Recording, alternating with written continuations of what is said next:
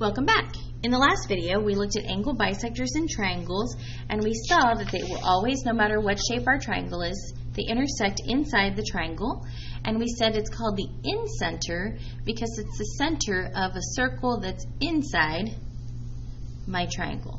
So it's the incenter. Okay, let's look at some examples of that.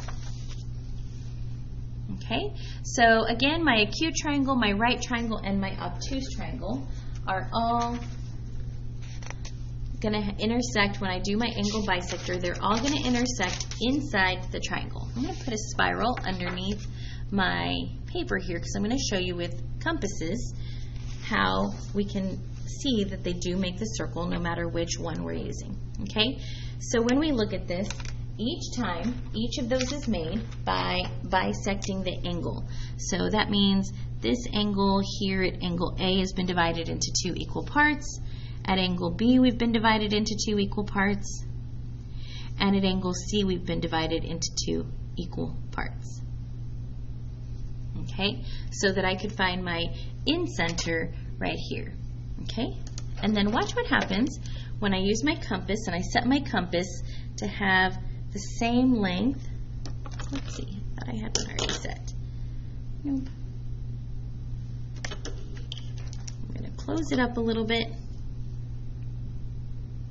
because I wanted to have the same length to the side. Close it up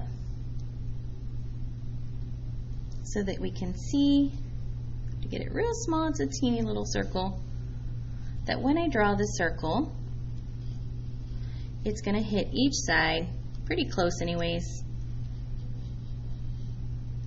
Okay, and it's going to be the same distance and hit each side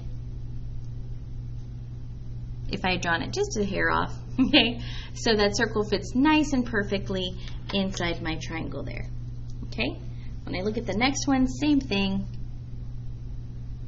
If I set my center as close as I can to exactly in the middle of that point, I'm trying to do my best, and then I'm going to have to close this a little bit. Little tiny circle. And then I use my compass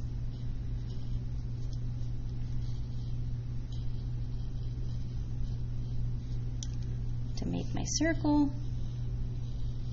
We can see that that circle fits exactly perfectly inside, and that's going to be because this is made with angle bisectors. This angle is the same as the one right next to it. These two are the same, and these two are the same. These are 45, right? Because that's where my 90-degree angle is. So I know each of those are 45. Okay? And then the same thing on my obtuse triangle. On my obtuse triangle, this angle is the same as this angle. This angle is the same as this angle. And then these two angles are the same. Angle bisectors. Okay? So then, for this one, I'm going to do the same thing. See if I can get a teeny tiny little triangle in there. It's hard to make teeny tiny triangles with these big giant compasses. This might be a little too big. We'll see. Not too bad. Okay, and so my circle fits right inside that center with my incenter being right here. Okay, fits nice and perfect. So my incenter is always inside the triangle, and it's the center of the circle that's inscribed, we say, in the triangle. Okay, so it's always going to be inside the triangle, and it's always the center of the circle inside. Okay? All right, let's go on and look at some examples and kind of bring back the past couple of days with this next picture. Okay? So we're going to pull everything together that we've learned so far in this example here. Name an angle bisector in the figure below. So when I look at the figure and I want an angle bisector, that means I'm looking for congruent angles, so I'm looking for arc marks. I see them right here. Okay, so this is the same picture we looked at yesterday and the lesson before, where we talked about, okay, if I start at C and I drop straight down and hit the opposite side at a 90-degree angle, I know that one is an altitude. And we said if I start at B and I come, we don't know anything about this one yet, but if I start at B, which is a midpoint because of the tick marks, and I go back to a corner, we know this one is a median. And now we know if I divide an angle in half, we know that this one here is an angle bisector because it's dividing an angle in half. So segment AD is an angle bisector. Okay? And now we have this picture that we've seen in every lesson so far, and we're going to see it again right now.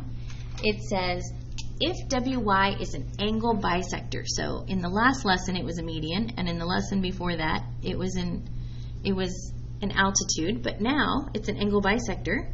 What do we know about this figure? When it was an altitude, we knew we had a 90-degree angle right here, but now we don't have that anymore. When it was a median, we knew W was a midpoint, and these two pieces were equal. But again, we don't know that anymore because it's a new day and it's a new vocabulary word here. When it's an angle bisector, all we know is that an angle has been divided in half. So if YW is dividing an angle in half, the only angle it goes to is this one here. So I know that these two angles are congruent. So now I can't say angle Y is congruent to angle Y because there's really three angles there. There's the top angle, the bottom angle, and then the whole angle. So I have to name them using the three letters. So I have to say that angle, the first Y, the top angle, if I look at this one up here, it goes out to X and it goes out to W. So I put the X on one side and the W on the other side. And it's congruent to the bottom Y, which goes out to W and to Z.